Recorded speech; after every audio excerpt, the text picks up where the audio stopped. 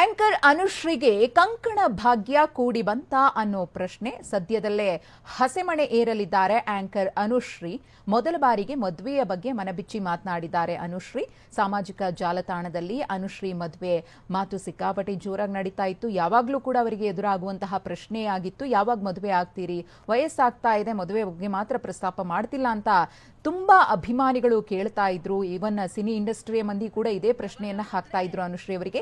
ಇದೀಗ 2025ರಲ್ಲಿ ಮದುವೆ ಆಗ್ತೀನಿ ಎಂದಿದ್ದಾರೆ ಅನುಶ್ರೀ.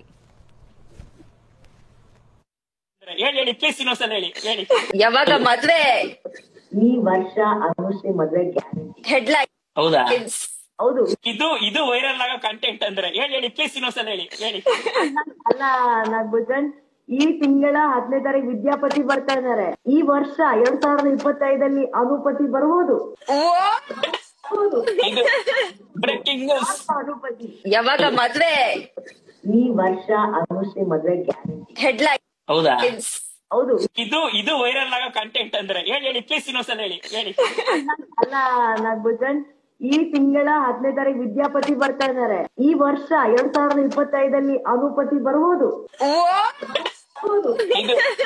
ಬ್ರೇಕಿಂಗ್ ಅನುಪತಿ.